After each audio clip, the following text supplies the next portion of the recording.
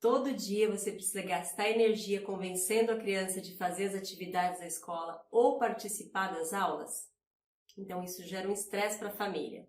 Então nesse vídeo eu vou dar para vocês 6 dicas de como diminuir um pouco esse estresse e ajudar a criança a ter um pouquinho mais de motivação para os estudos. Antes de iniciar o vídeo, lembre-se de se inscrever no canal, curtir e compartilhar esse vídeo com outras famílias. Meu nome é Roselene Viana, sou psicóloga, especialista em atendimento infantil e orientação familiar. Bom, esse primeiro momento está sendo um momento de aprendizagem para todo mundo, de mudança para todo mundo, para os professores, para as crianças e para os pais. Eu sei que está muito difícil para os pais porque tem que dar conta das tarefas de casa, muitas vezes estão fazendo home office e ainda tem que acompanhar as crianças nas atividades escolares. As crianças que já tinham autogerenciamento e disciplina de fazer as tarefas de casa sozinha, acaba sendo um pouquinho mais fácil, mas a gente sabe que essa não é a realidade de uma boa parte das crianças, que já precisavam de ajuda nas tarefinhas que vinham da escola quando estavam na escola e que também algumas já tinham dificuldades lá na escola também.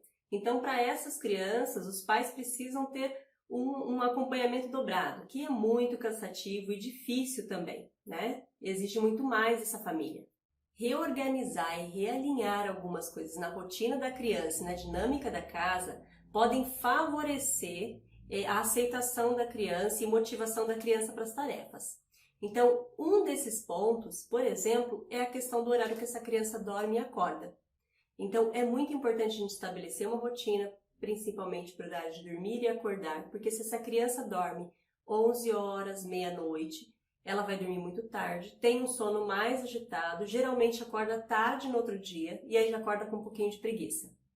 Então, fazer essa criança acordar mais cedo vai fazer com que ela tenha mais disposição e durma um pouco mais cedo também no outro dia, tendo um sono de melhor qualidade, não prejudicando o humor dessa criança e melhorando a questão do aprendizado. A segunda dica é tenha um horário fixo para a criança fazer as atividades. As crianças que estão fazendo as atividades online já têm lá o horário fixo, porque é definido pelo horário da plataforma, do acesso à plataforma.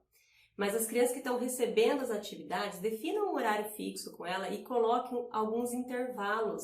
Então a criança fica lá 40 minutos, faça um intervalinho de 15 minutos, e aí você pode utilizar um timer, coloca um relógio lá para ela para despertar, para ela saber que hora que ela pode fazer uma pausa para vir tomar um café. E nesse momento você faz uma pausa junto com ela.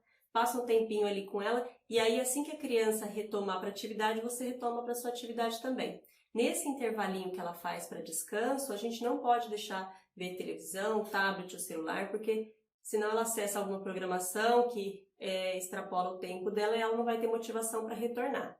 Mas aí em seguida você já faz uma motivação. Filho, termina lá a sua atividade, quando tocar o timerzinho você vem para a gente fazer tal coisa. E aí já cria uma motivação na criança. Outra dica também é iniciar as atividades pelas atividades mais chatas primeiro. Então, algumas coisas que a criança não gosta, tem criança que gosta menos de português, outras menos de matemática, então inicia por essas atividades e deixa as atividades mais prazerosas para o final, porque ela vai ter mais motivação para fazer. Quando está mais animada, assim que começa, já está um pouquinho mais animada, então já faz as atividades chatas de uma vez e deixa as mais prazerosas para ela para o final. Terceira dica é, na hora da atividade da criança, é hora de atividade para todo mundo em casa. Então a mamãe vai fazer os afazeres dela, o papai os afazeres dele e a outra criança, se tiver um irmãozinho caçula, que vai fazer alguma outra coisa que não seja assistir TV ou ficar brincando com a criança no momento da atividade do filho maior.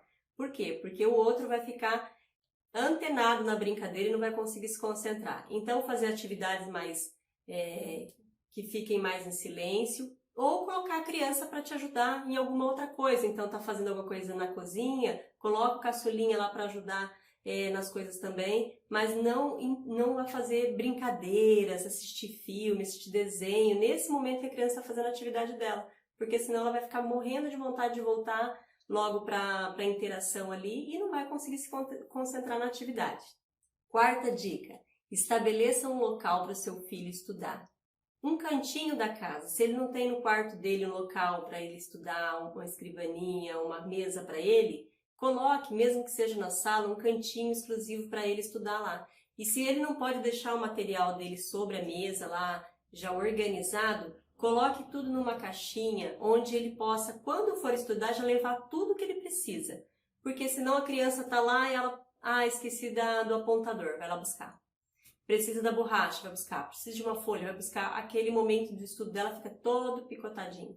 Então, já deixa organizado um espaço com tudo da criança para que ela só sente e faça as atividades dela. E é muito importante a gente respeitar esse horário de estudo da criança, não ligando o som, falando em voz alta, colocar a criança no lugar onde fica uma pessoa e outra atravessando, ou que tem uma criança menor brincando. Então, isso atrapalha muito, principalmente as crianças que têm mais dificuldade de concentração. Precisa favorecer esse ambiente de estudo da criança, com um local calmo e tranquilo na hora que ela for estudar. Esse favorecimento que a gente faz, ele faz com que a criança perceba que é importante esse momento. Quinta dica: tenha o hábito de sentar com o seu filho e dar uma olhadinha no material, no que ele está aprendendo naquele momento. Pois assim você consegue pegar o que ele está aprendendo e colocar nas experiências do dia a dia dele, dando exemplos práticos para ele. Por exemplo, a criança está aprendendo a dividir. Então, eu posso no dia a dia, ali, na hora que eu vou separar alguma coisa, fazer brincadeiras com a criança, mostrando como funciona a divisão. E isso ela vai exercitando e entendendo, fazendo uma relação com o que ela está aprendendo e com o que ela está vivenciando.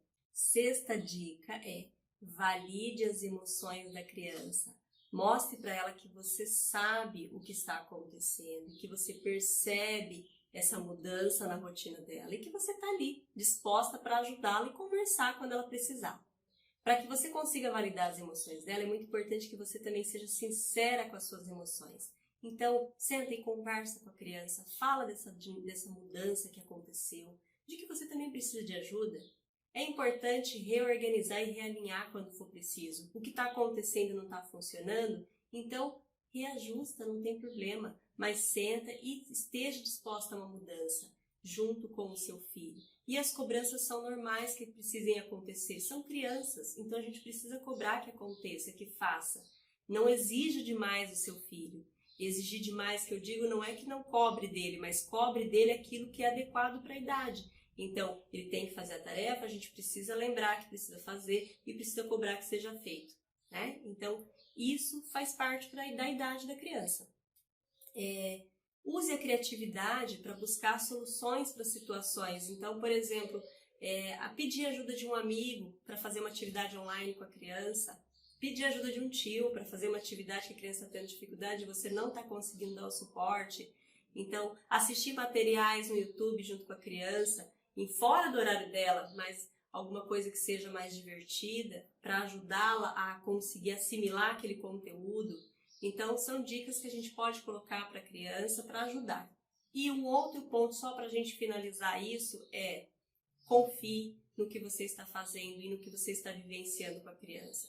É muito importante, papai e mamãe, que vocês tenham segurança e observe esse momento não apenas como um momento de confinamento e eu tenho que fazer um monte de coisa com a criança, mas busque enxergar além o que essas crianças estão aprendendo, o que essas crianças estão vivenciando. Talvez nunca vocês tivessem a oportunidade de vivenciar isso de uma forma tão integral, né? E a criança, ela precisa de muito mais do que o conteúdo acadêmico para se formar como indivíduo. Ela precisa da parte cognitiva, emocional, social e física. E esse contato junto com a família, essa dinâmica familiar, quando ela é feita de forma bem tranquila e segura, vai proporcionar tudo isso para a criança.